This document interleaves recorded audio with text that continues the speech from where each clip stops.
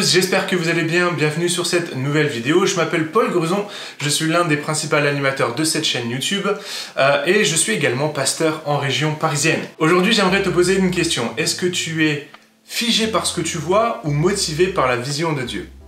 J'aimerais te raconter une histoire que l'on trouve dans les Écritures, c'est l'histoire du peuple hébreu. Moïse est à la tête de ce peuple et Dieu a promis depuis des générations de les faire entrer dans la terre promise. Et alors que le peuple est à la porte de la terre promise, Moïse va envoyer 12 espions. Parmi ces 12 espions, on a Josué et Caleb. Lorsque ces 12 espions vont revenir, 10 d'entre eux vont commencer à dresser un bilan de ce qu'ils ont vu. Ils vont parler de géants, ils vont parler de vraiment toutes les choses négatives qu'ils ont pu voir, qui leur ont fait peur, qui les terrorisent.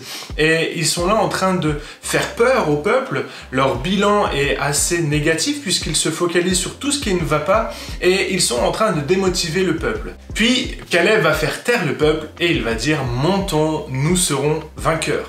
Pourtant, Josué et Caleb ont bien vu la même chose que les 10 autres, ils ont vu les mêmes géants, ils ont vu les mêmes sujets de crainte, mais eux ont focalisé non pas sur ce qu'ils ont vu, mais ils ont été motivés par la vision de Dieu. Ils savaient que Dieu leur promettait cette terre, ils connaissaient Dieu et ils savaient que Dieu était un Dieu de promesses et que si Dieu leur avait promis cette terre, alors il trouverait un moyen de leur donner cette terre. Et c'est pour ça que Caleb va faire cette déclaration « Montons, emparons-nous de ce pays, car Dieu est avec nous ». J'aimerais t'encourager dans tes projets pour cette nouvelle année qui démarre. Dieu a peut-être placé sur ton cœur une vision, un projet, quelque chose que tu dois accomplir pour lui. Et peut-être que tu es en train de regarder autour de toi et ce que tu vois te fait peur. Peut-être que tu as peur de la réaction de ton entourage, tu as peur de la réaction de tes proches, de ton épouse, de ton mari. Tu as peur peut-être de la réaction de tes enfants. Ou alors c'est peut-être l'église qui te fait peur parce que tu as un projet un peu atypique. J'aimerais vraiment t'encourager et te dire arrête d'être focalisé sur toutes ces choses qui te font peur. Si le projet vient de Dieu, focalise-toi sur la vision que Dieu t'a donnée. Si tu es focalisé sur les mauvaises choses, sur les choses négatives, alors tu vas rester statique et tu vas même finir par tourner en rond. C'est ce qui s'est passé avec le peuple hébreu, puisqu'ils n'ont pas accepté de rentrer dans le projet de Dieu. Eh bien, ils ont visité le pays pendant 40 jours, et bien pendant 40 ans, ils vont tourner en rond dans le désert. Si tu ne rentres pas et que tu restes focalisé sur tout ce qui te fait peur, eh bien tu vas finir par tourner en rond comme le peuple hébreu.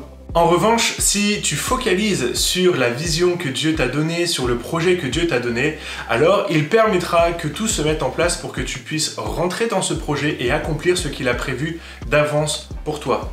Alors je te repose la question, est-ce que tu es figé, tétanisé par le réel et par ce que tu vois, ou est-ce que tu es au contraire motivé par la vision de Dieu? Sois béni et encouragé, n'hésite pas à t'abonner à la chaîne si ce n'est pas déjà fait, à me rejoindre sur le serveur Discord où on peut aller plus loin dans la réflexion et dans la méditation. Si ce n'est pas déjà fait, rejoins-nous également sur les réseaux sociaux. N'hésite pas également à aller rejoindre le compte Instagram d'Emeline, mon épouse, qui a été ouvert il y a quelques mois, sur lequel elle partage des méditations, des réflexions autour de la parole de Dieu. Et voilà, c'est très édifiant, donc je t'encourage à le faire. Je te mets le lien dans la description.